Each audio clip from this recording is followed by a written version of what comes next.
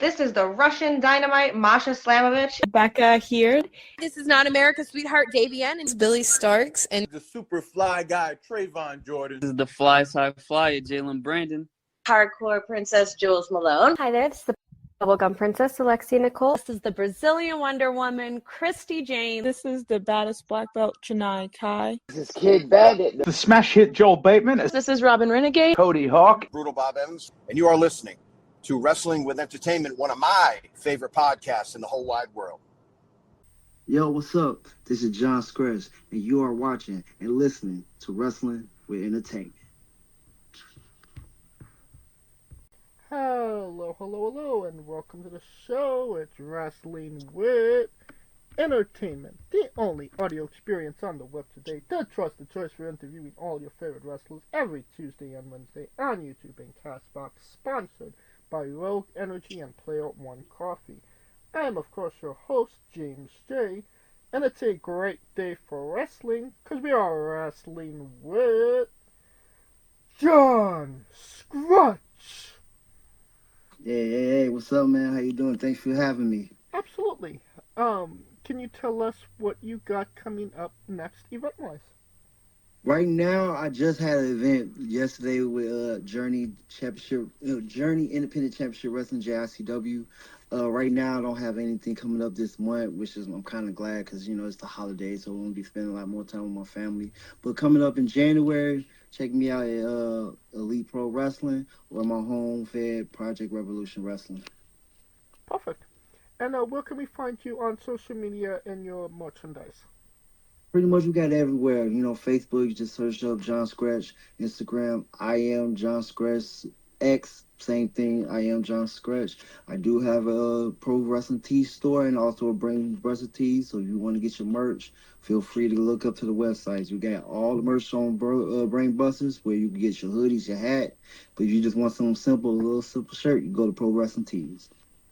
Perfect. And you don't even have to look for it. All of the links to all his social media will be in the description of the video below, but on YouTube and Castbox. Alright, let's get into it. Can you tell us about the Asylum match you had with Kota? Man, that was intense. We had a long rivalry for since we both started around the same time, and we just been going at it since then. So it was a perfect story ending to that rivalry. And that Asylum match was amazing. Oh my God, we was hitting each other hard.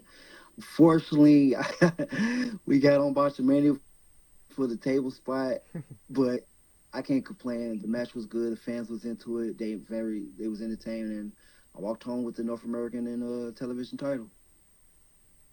Oh yeah. And I mean, low-key, yeah, a botch, but you got on Botchamania, which is a win, I'd say. Oh yeah, I think it's a win because at least it wasn't like a bad botch. It was a I am the table spot. So I can't complain too much, but it was just it gave me a little more viewers, and it also give him some more viewers. So hopefully they got more eyes on me. So they like, hey, we'd like to bring this guy in. Oh yeah. And I mean, you mentioned it. You had a long rivalry with Kota. Can you kind of speak about having that rivalry with him for such a long tenure? It's really no words to describe it because, outside of it, we've been knowing each other for that long, and it was very special to me, and I'm pretty sure it's special to him to have it, and especially with this rivalry, because it's not just shredded to our home fed and PRW. We spread it out to EPW and JICW, pretty much all across the Midwest, and it was, like I said, words can't describe it. So it was an honor to finally finish it, but it was an honor just to have this moment and continue the rivalry all the way then. And, getting that debut in that match against Kota, is that a moment you take in the moment, or is that something that kind of sets in afterwards, like, wow, I did this? Yeah, it's a mix of both. It was a good moment, and then after we got done, I'm like, I can't believe we finished this already. And it's like, I know we might cross paths again, but it was like in that very moment, that day after the 1, 2, 3, I was like, yeah, this is how the story should end. It was perfect. I can't complain about it. He didn't complain about it. You know, granted, my promoter did get a little mad because we went over time, but he enjoyed it, and he told us, like, regardless of the time, y'all killed it out there. I'm proud of y'all, and like I said, it was perfect. It was the perfect ending. Well, from a long rivalry to maybe a potential rivalry, can you tell us about calling out Simon Miller? Man, I'm a big fan of him, watching him on Work Culture with Up and Down. So when I went to Philly, I had to like challenge him. I had to, that was my determination. It was like, it's not just for me going to Philly to go to WrestleMania. My kids actually get the chance to experience WrestleMania for the first time in their lives. But I told him, once I find Simon, I'm going to challenge him. And I was trying to get on camera and at least have one little lockup for the fans to like see Simon Miller and myself, at least tie up. But maybe down the line, either I go to UK or he comes here to Chicago, we might have that match. I did notice that Simon does come to the States a little bit more often nowadays. So maybe He does. I've been following him. He was in New York, and I think he's here in Chicago now for a show this weekend. Excuse me, but I'm not sure where. But yeah, he been coming across the states. That's late, especially him becoming a champion. Yeah. So I mean, the possibility of that match happening stateside is a very good possibility at this point, I'd say. Yes, it is. It is, and he's gonna be a draw because a lot of people watch either his matches or they watch ups and downs. And either way it goes, he'll draw people. Exactly. We'll just have to put a pin in that. In what culture? From a potential match to a first ever match, can you tell us about the pool party match? With Matt Murray. Yes. That match was just like fun. That was like very fun. Before then, I was like, how can I make this interesting? And of course, I got 3 boys, but my 2 boys are teenagers, and by them, they train with me, so they kind of know the ropes a little bit. So it brought them my idea, like, let's get them involved, and because the crowd would have been like, they gonna eat it up. And Matt was like, yeah, let's do that. And that was like when he said that, and like we planned it out. Man, it was again perfect. It was to the T. The story made sense, and at that point, I had an injury. I think I had a knee injury. I hurt myself doing practice, so I wasn't sure I was gonna make it. But I healed like right on time, and we did like a little segment, a little promo saying that my knee hurt and I won't be able to wrestle until I saw that promo. And I'm like, got my kids involved, and it was a special moment, especially with my boys. And is there a potential for them to be joining you in the ring? Right now, my older son Johnny, he's potentially will be joining with me. He's actually 16, so he kind of is legal to wrestle. As far as my middle son Dominic, he's just all about football and basketball right now. But never say never. So you never know, they might get in a ring in the near future. But until then, they just want them to focus on school and everything, and brawn out to other adventures before they try to do pro wrestling. But would it kind of mean to you to, be a tag team with your son? It's amazing. I don't want to like give out his identity, but we did have a tag match in JCW not too long ago. He was under the gimmick of Prince Angel, so actually get a chance to tag with my son was amazing. And granted, it was just he was under a mask gimmick and he wasn't Jon Scrutch Jr. because that's just the plan. It was still an honor to finally tag with my own son. So it's like, man, and I know there's gonna be more to come, and then we might even have a little small rivalry. when he get better and then ready for the the bigger picture. Oh yeah, you gotta have that Ray and Dom split up, right? Yeah, something like that. The only thing is, he's like, we're trying to see who would be better as heel and all that. Me and him talked about it, but until then, it's just ideas, and we just want to run what we got for right now until then. When you do step in the ring, what is something you want to show your kids with your pro wrestling? That I'm even in wrestling or in life, never give up on achieving your dreams or achieving your goals. Um, I get in the ring and I always do like a prayer when I get up on the ropes, and that's really towards them. At the same time, I want them to know that if I could do this, you could do this, and they know they can and everything, and I'll keep pushing hard for it, and that's what matters to me because my dad did the same for me. He wasn't a wrestler, but he was all about basketball, and basketball was my very first love. And he showed me all his footage, and was like, if you want to do that, just follow it, just keep pushing, keep going, and keep working hard. So that's the reason why the motto to go hard or go home. And it's not just a catchphrase; it's an actual model, and I live by that since day one. Well, the hard work does pay off. You were a part of an Evolve seminar, no? Yes, I was part of Gabe Sapowski's seminar. That was a great experience. He had great stories and great advice.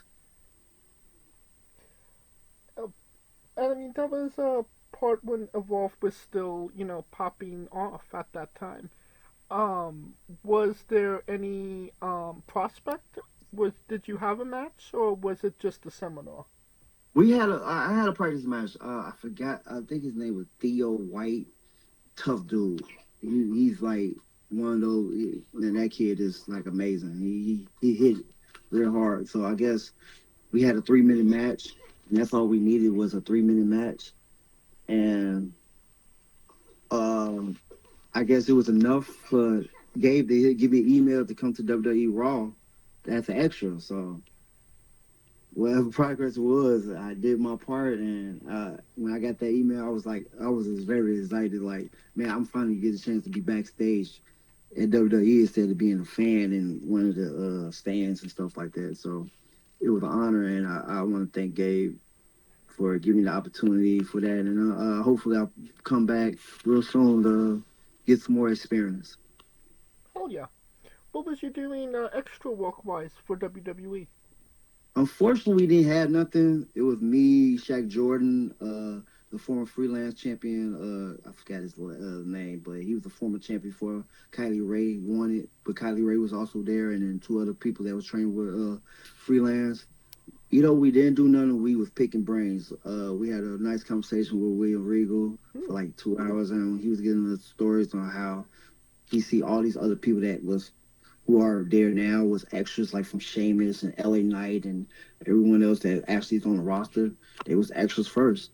So they said this is just a foot in the door. All you gotta do is just keep working out, keep learning, and when the time is right, if you'll be there. And that was a good experience. We also, besides eating catering, we actually got a chance to like watch people. We watched them set up their promos and everything and the segments. We were literally right behind the camera, and that was like a great moment for not just for me, but also for the rest of them. And what was you eating in catering? They had a bunch. They had some like healthy food. They had some decent food. It wasn't vegan or nothing, so it was a lot of grills. So I will say this that WWE they treat their wrestlers perfectly fine. They try to treat everybody, food appetite to a T. So it's like if somebody's vegan, they have a vegan side. If somebody just eat this, they have that side. So I can tell you that. And the food was delicious. All right. That takes us to WWE alumni. Shannon Moore. You were in a 5-way match against him. What did it mean? What was that experience like being in the ring with Shannon? It was amazing because growing up, like of course, everybody loves the bigger stars, the Stone Colds, the Rocks, and Undertaker. I'm more of the mid card persons. Cause granted, I do want to be a star, but I look at the mid carders first before I go to the superstars. And Shannon Moore was one of my favorites. I've been watching him since he started in WCW, and I've just followed his career. And get a chance to share the ring with him was a great. It was a great feeling, especially at towards the end where we just mocked the Hardy Boys. he was mad I was Jeff, but I could do a good small time, and it was fun and it was amazing. And then after the match, he gave the promo, said this company is good, it's in good hands. And he pointed towards me like I was the future, and that was a good thing. And I didn't know he was that short. You know how people look on TV, they look tall. He is short. But again, an amazing person. I can't wait to either share the ring with him, even share the locker room with him. Going back to, you mentioned William Regal was, giving you advice backstage at Raw. Was that before or after he replied to one of your tweets? That was after, because the one time I tweeted to him, and that was the very beginning of my career. And I was kind of surprised he gave me a response back, but it was a good thing. And I forgot to ask, see if he remembered, but that was years ago, so it didn't cross my mind. But it was definitely after the tweet. Okay.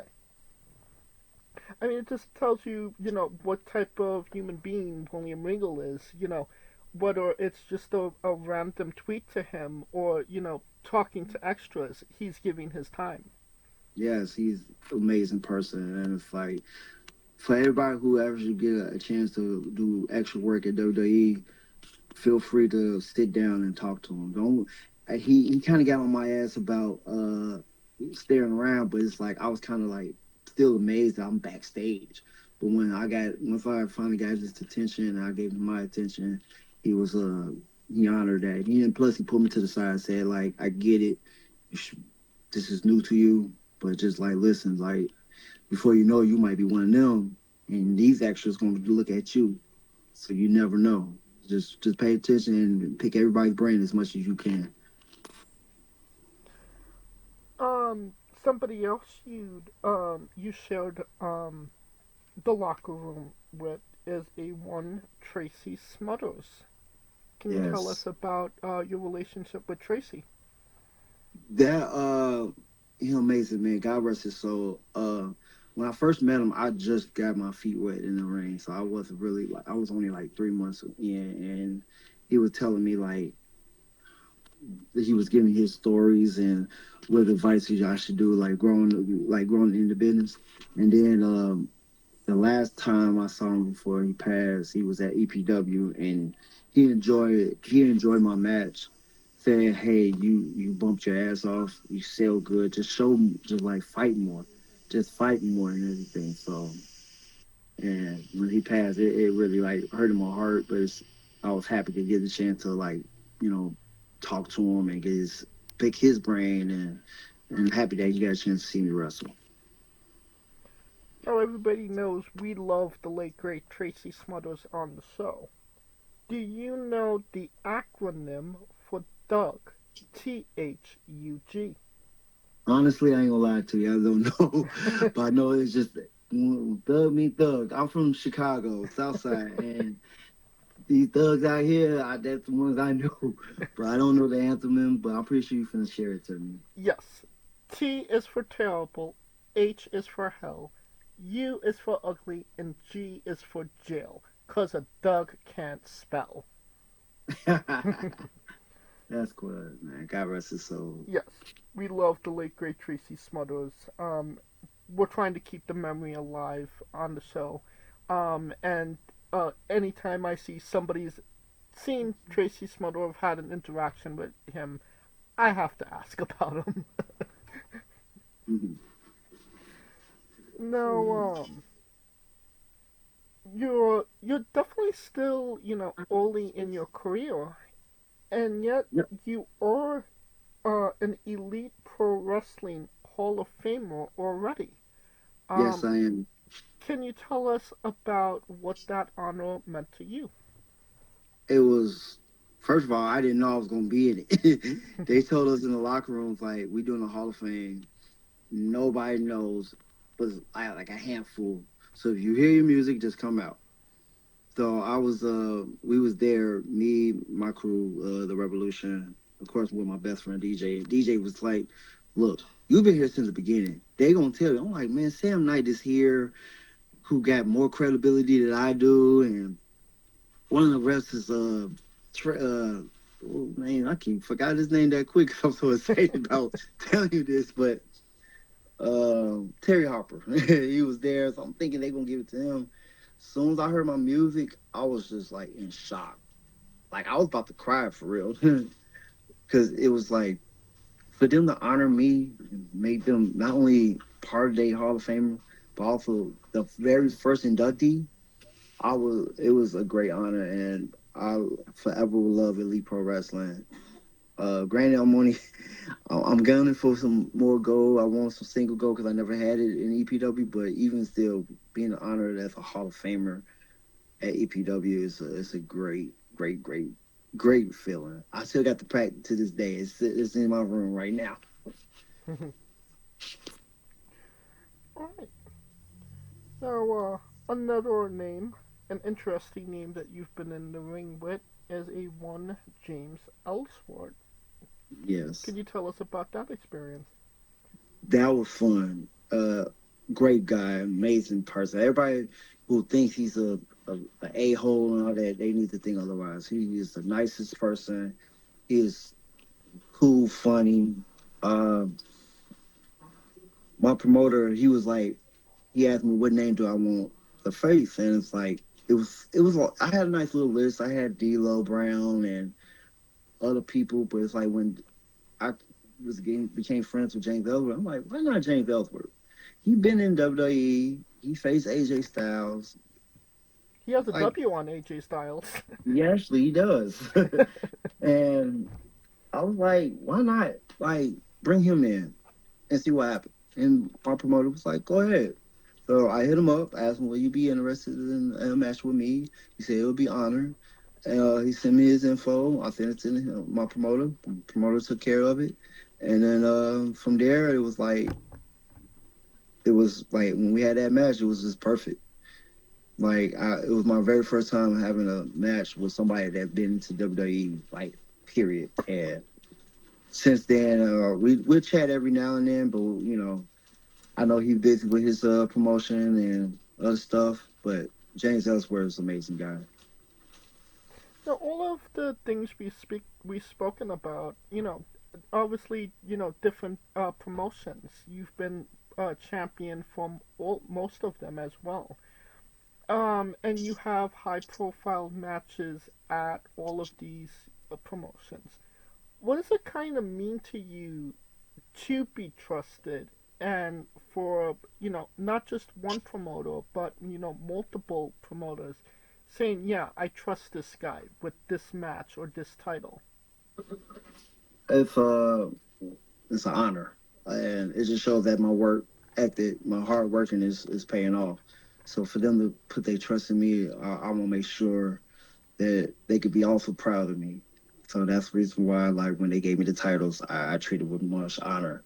And every title I held, it was amazing. Like, every reign was good. And, it ended, it was like, yeah, I know from there, like, whenever the time is right, they put their trust in me, I'm going to make it happen.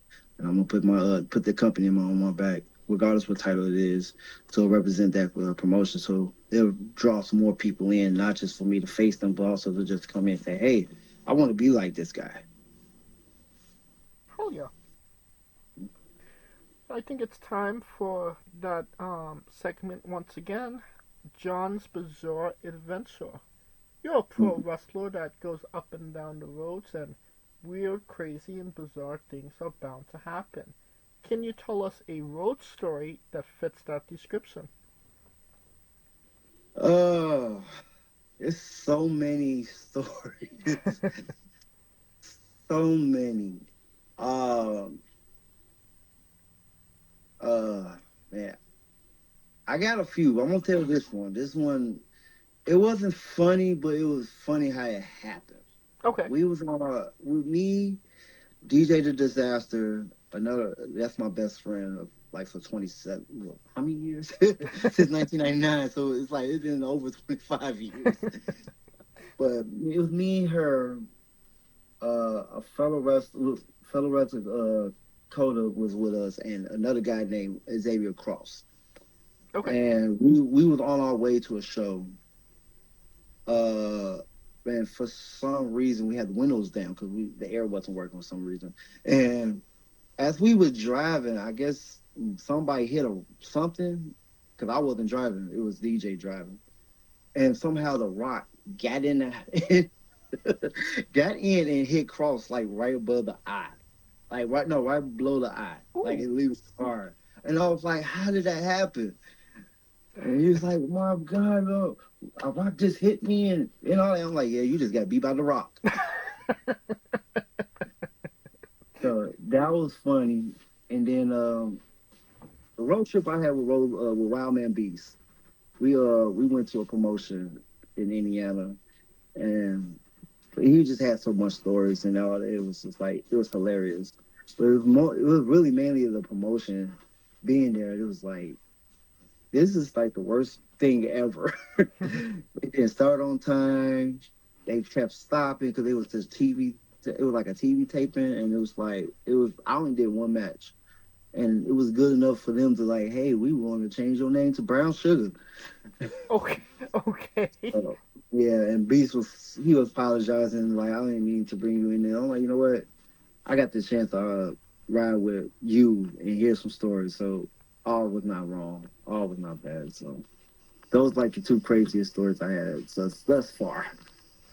Yeah, and I definitely say crazy adventures to say the least. All right. Can you tell us about the Go Home or Go Hard or Go Home podcast?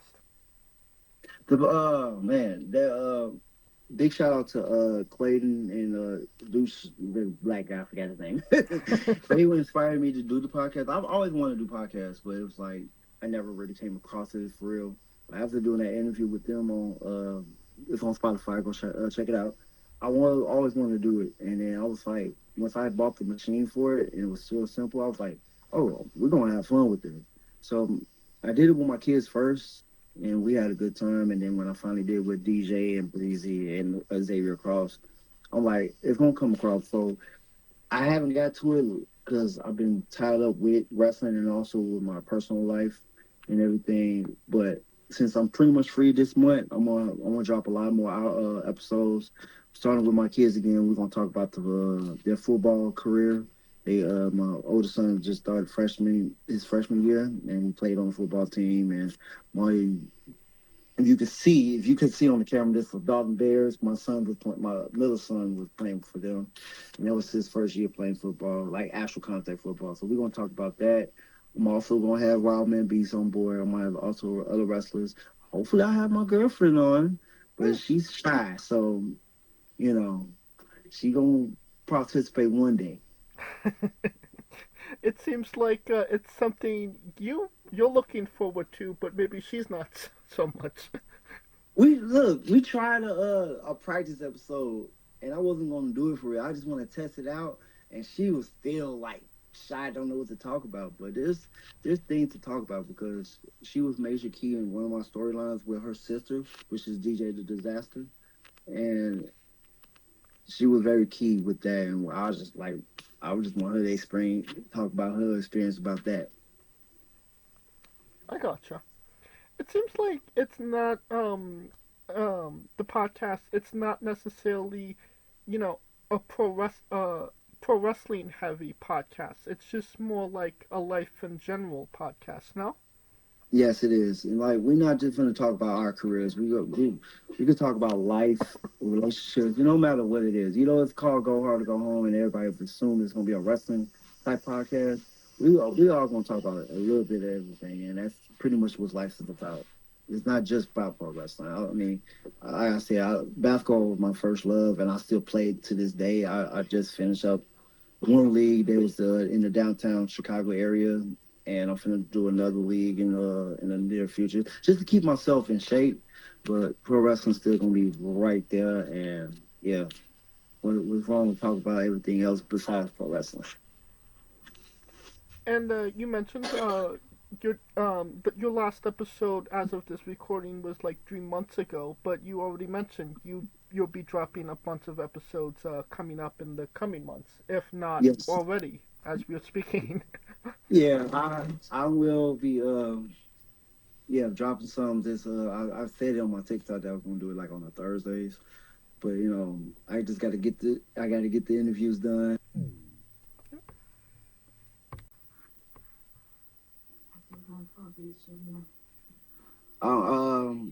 I'm just trying to like drop an episode, at least try to drop an episode every Thursday or whatnot, or Friday.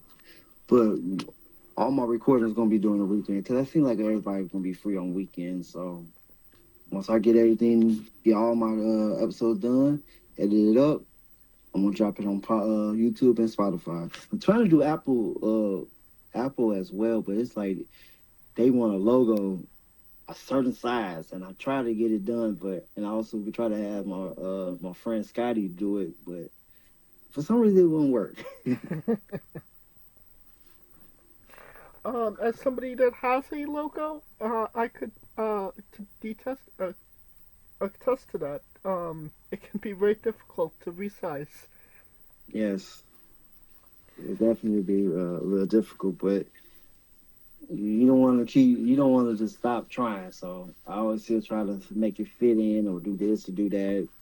Either way it goes, I try my best to do it. Right. Right, and you said we can find that on Spotify and YouTube, correct? Correct. It's on my YouTube channel, my wrestling channel, Jon Scrutch, and also on Spotify under my real name, Jonathan Scrutchins. Perfect. Now, can you tell us about your tattoos and if there is any significant meaning to them? Wow.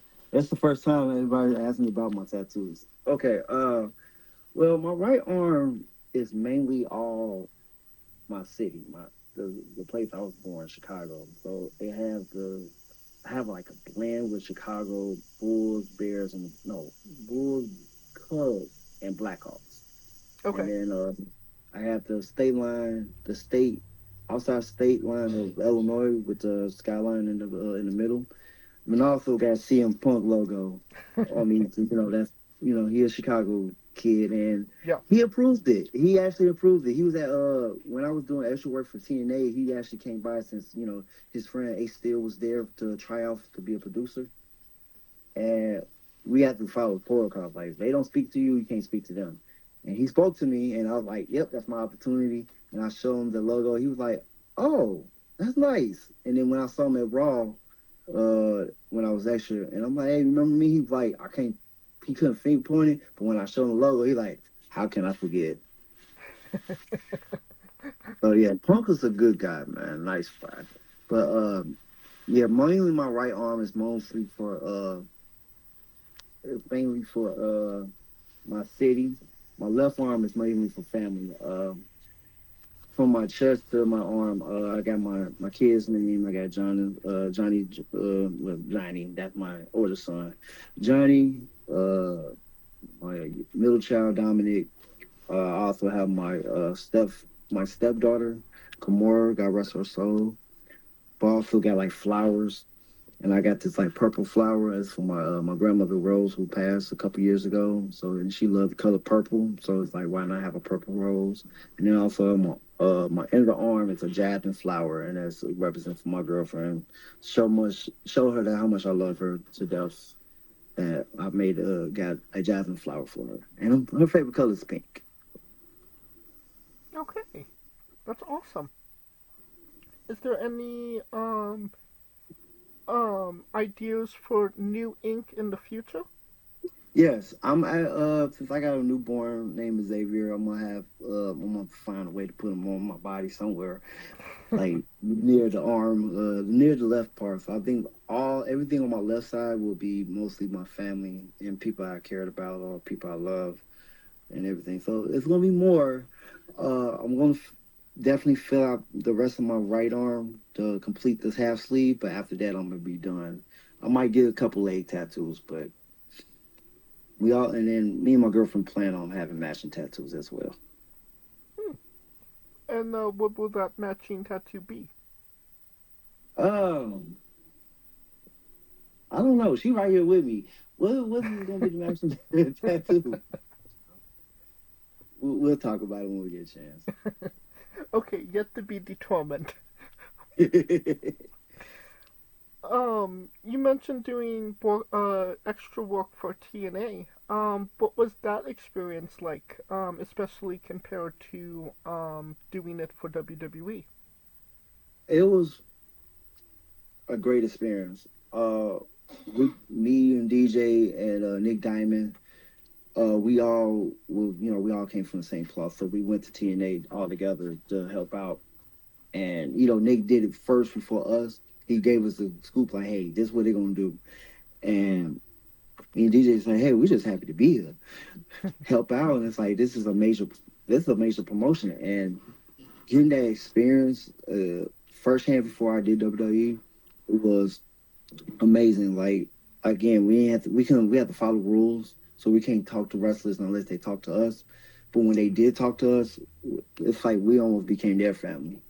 So big shout out to D'Lo Brown. I got a chance to talk to him and pick his brain because I told him that my leg drop, I do a little go hard, go home leg drop, is inspired by him doing his little quick shake the head leg drop.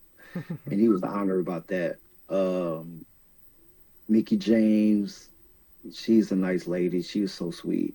Trey Miguel, big shout out to him. Even Myron Reed, he like, I was just trying to respect the rules. He told me like, man, come on, man, I don't care about the rules. Come holler at me when I have a chance. You know what I'm saying? Say what's up. And I'm like, yes, sir. That's the type of stuff we have. But we still have to respect the rules, and just seeing people that you actually grew up watching either on WWE or in TNA, it's like, man, this is amazing. And I was able to get a chance to get in the ring, being one of the extras for Cody Deaner, I forgot what this group called, the Design or something like that. Violence by Design. Yeah, so I was part of the yellow hoodies. That was fun. I was able to get a chance to break up a fight with Trinity, aka Naomi, and Diallo Perazzo. That was fun. And then Brown for Glory, I didn't do much. I just helped with tickets and stuff. Just being backstage and watch everyone prepare their matches and prepare for a big show was great. That sounds like a fantastic experience. It seems like there was a lot more going on backstage for TNA than WWE. Yes, it was.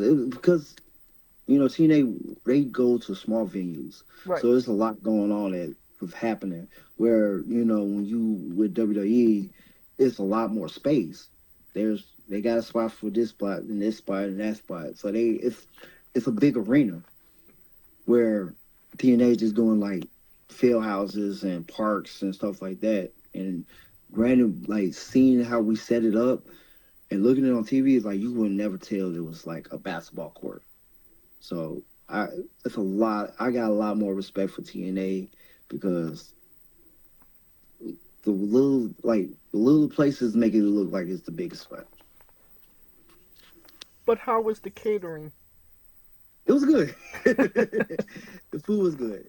They did the same thing like WWE, little grilled chicken and stuff like that, and salad. So they treat everybody the same way as WWE. Like they want to make sure they respect their food intake. Okay. Now, can you tell us about your love of anime? Oh my God, I love it.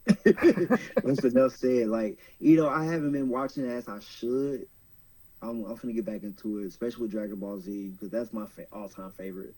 I love Dragon Ball Z, and once I finally got into Super and followed the story, I'm like, I got to catch up on it, and that's the reason why I've been playing Kakarot on my game to catch up on the story. And I see they got something on Netflix, and I'm gonna be checking it out real soon. But also I like Bleach and everything else, so like. I gotta get back into it. It's just I haven't really had the time because I've been doing a lot more studying than watching because I've always watched like wrestling for just studying and see what I can improve on. But I'm definitely gonna get back into my anime. Gotcha. Yeah, Daima just Dragon Ball Z Daima just dropped, so Yeah. definitely waiting for the dub on my part of things. Yes, I'm waiting for the dub too. I can't watch it in Japanese and try to read the subtitles. It's hard for me. Yeah. But that doesn't mean I'm not a big fan. I'm just trying to wait for the dub version. Yeah, if you speak Japanese, if you understand Japanese, good on you. But I cannot read and watch at the same time and comprehend everything that's going on. It's mind-boggling. Yes. Who's your favorite Dragon Ball character? Oh my God, I got so many. It's hard to put hard. My girlfriend said Goku, but I'm more. I'm more Gohan. Okay. I'm more Gohan, and the only reason I say he remind me of myself. Like you have so much built up anger, and you really ain't trying to let it out because you're a nice person. But sometimes you have to let it out when you have to, but as long as it's for a good cause. What's your favorite saga? Oof. My favorite has to be the Cell games. The Cell games was my favorite. Even when from the androids all the way to Cell, that was my all-time favorite. You're not gonna get any complaints from me. Yeah, Cell Saga is my favorite as well. I can't say all of them not good because they all have a meaning, but Cell, it was just something about the Cell Saga. It was like it was so many twists and turns with Trunks coming from the future and Gohan turning into a Super Saiyan 2, and man, it was so many how to put this. There's so much was going on all at once. It's like you was like glued to the TV, like you couldn't stop watching it. You just want to know what happened next. I definitely agree. I mean, everybody loves, dynamic Frieza saga, and rightfully so, but I've always been a Cell guy. Yeah. I think Cell is to me one of the best villains in Dragon Ball Z so far. But I was his Dragon Ball Z. I didn't say Dragon Ball overall, but Dragon Ball Z, he was one of the best villains. You said not overall. Who's overall the best villain? Frieza. Something about Frieza is even when he came back during Super, it's like, I don't like this guy. Frieza's still being Frieza after all these years. Exactly. And it's crazy. You come back, you still mad, calling people monkeys.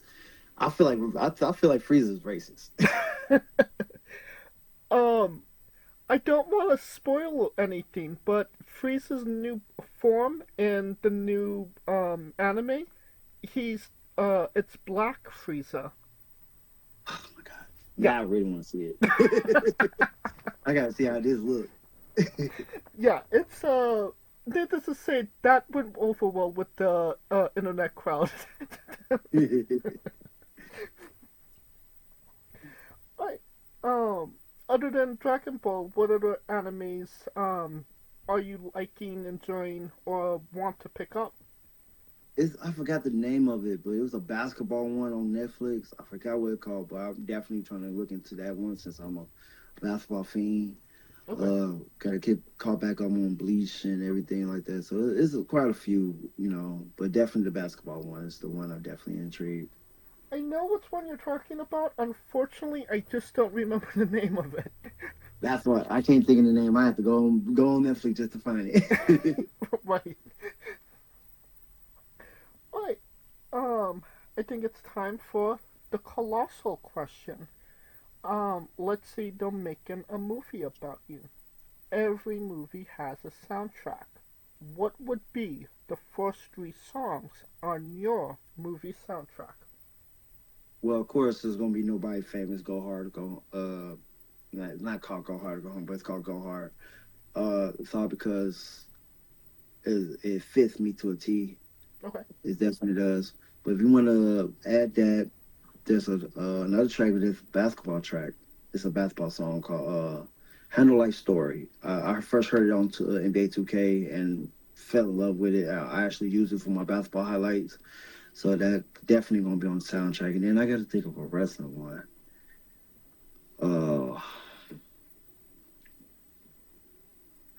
It's kind of hard. I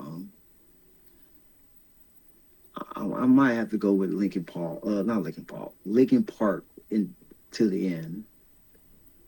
Okay. A So, solid. you know that. You're not going to get any complaints when it comes to Linkin Park.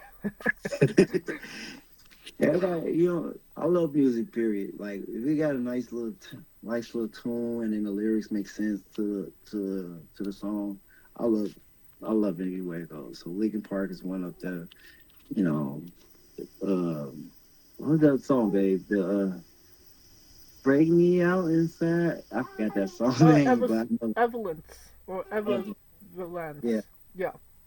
I love that song. I was so happy they had used that for a WWE theme for No Mercy. I think it was it's No Way Out. No Way Out. 2003. Yeah. So I was so happy when they used it because it was a fit for WWE for any pay per view or even for a wrestler. Oh, for sure. A solid 3 picks to say the least. Now that we have the soundtrack down, everybody knows you get the soundtrack first, then you write the script, and then you go to casting. Who plays you? And you can't say yourself because you are legally obligated to make a Stan Lee-esque cameo. Well, first of all, I might have to put my kids at least play my younger self. So my younger son Xavier could be the baby version of me, and then my other son Dominic, who looks just like me, could be my teenage version. But as far as the adult, Michael B. Jordan will be a good fit. Okay. Michael B. Jordan would definitely be a good fit. I think he'll really fit me as a T with all the stories I have growing up in Chicago, and then getting married young, and then getting divorced young, and then going through all life, and then following myself into wrestling and everything. He'll be a good fit. Now that we have you casted, every movie has a supporting cast. Who would be 3 people significant to you in your story that would be in your movie, and who would play them? That's gonna be hard to find to put. Of course, my promoter Ivan Tooks, aka Chi-Town T, will be part of it. I do not know who he will play. He's short, so I gotta find somebody short.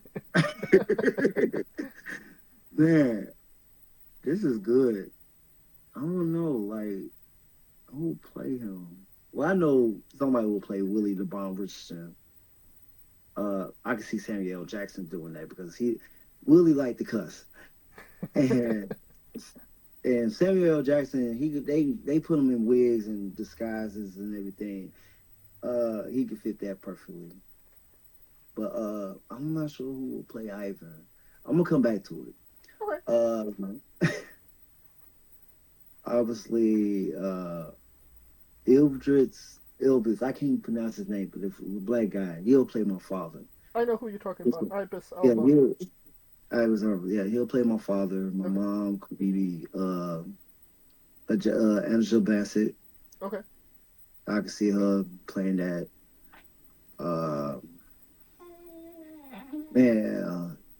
Who will play DJ? That's my best friend, cause she's white, but she's mixed with black as well. So I don't know who she will play her. I mean, we could leave out the casting if you'd like. It's going to be a nice size cast because it's like I'm trying to figure out who all the important people in my life. And there's a lot of people that's important. Like I don't know who will play my girlfriend. I gotta ask her. Like who will be your? They'll play you. Who will play you? She said she don't have no clue. She knows. I wouldn't have heard him.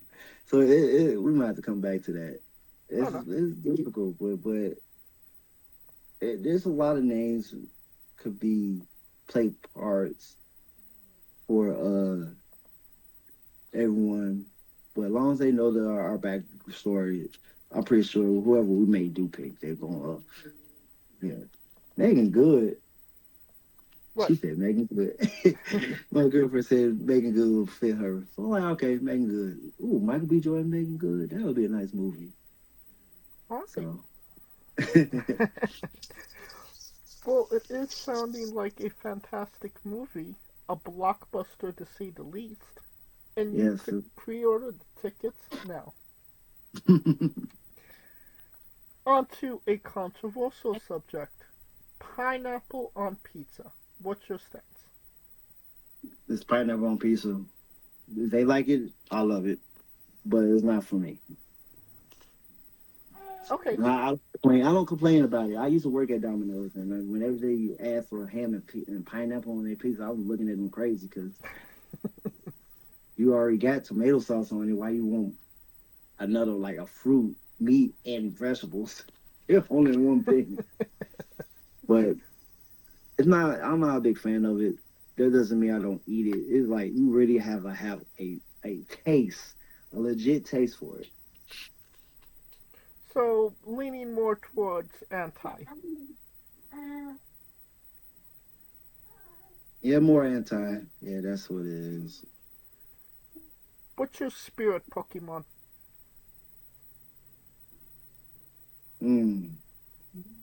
Squirtle. Something about Squirtle. That's my spirit. Okay, I got you. No words to describe it. Like, Squirtle is like my spirit. Like, everybody, I know everybody will pick Pikachu or Charmander, but Squirtle is my guy. Awesome. Now, weirdest question you'll be asked on a wrestling interview, hopefully. Would you ever consider wrestling a rock? Not Dwayne Johnson, not the country, an actual physical rock. I would, and I'll make sure the story makes sense. Like, I could wrestle a broom, I could wrestle a chair, I could wrestle an inflated balloon. As long as I make the story make sense, everybody will be entertained. Well, just for context, there is a wrestler named Psycho Mike that indeed wrestled a rock for over 15 minutes in a Tennessee. Ain't that the guy? Ain't that the guy who always focuses on the hard cam? Yes. He's one of my favorites. Oh, that's all he did was focus on hard cam. How you do it up and down and still be looking at the camera? I'm impressed. I mean, that is Psycho Mike in a nutshell. Right. On a more serious note, where do you see yourself in 5 years? Somewhere either TNA or WWE or AEW. Granted, I'm a little older. I'm 36. I'll be 37 in February. It doesn't mean anything because age ain't nothing but a number. As long as you stay in shape and show the part, that's the goal. So I'm gonna try to get to one of these major companies, and I got my foot in the door in both WWE and TNA. I haven't been extra work for the AEW. I was trying to get to do one this past Wednesday before Thanksgiving. But I trying to hit up anybody that I knew that's part of AEW, like Sean Dean. But regardless, that's pretty much my goal in the next 5 years, and it's gonna happen because at the end of the day, like that's what you want to do. Like you want to at least perform for one of these major promotions and put your name out there and get to this top and just like I said, just be there and achieve something. Because once I achieved it, then I got to set another goal. And that's like, okay, I'm here. Let's do this. So it's like, it's always levels. It's always different levels. Right. All right. And what is a match people should go out of their way to see that best shows off what you are all about as a pro wrestler? Man, it's a few of them. Of course, the Asylum Games match, but I think one of my all-time, man, I ain't gonna say my all-time favorites because like almost every match is my favorite.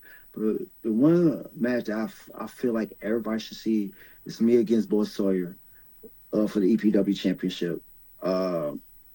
It was at Lethal Lottery 2, and it'll show how much fight that I got.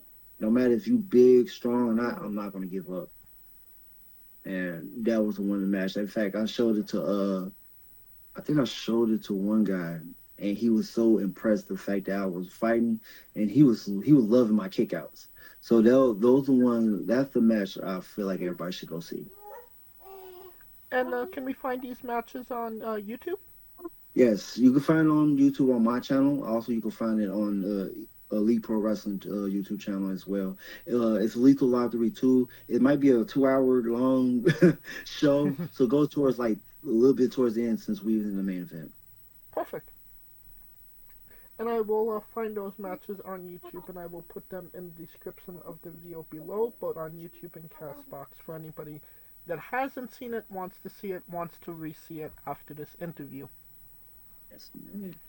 And since we are nearing the conclusion of this interview, we are wrestling with the 8 questions of doom.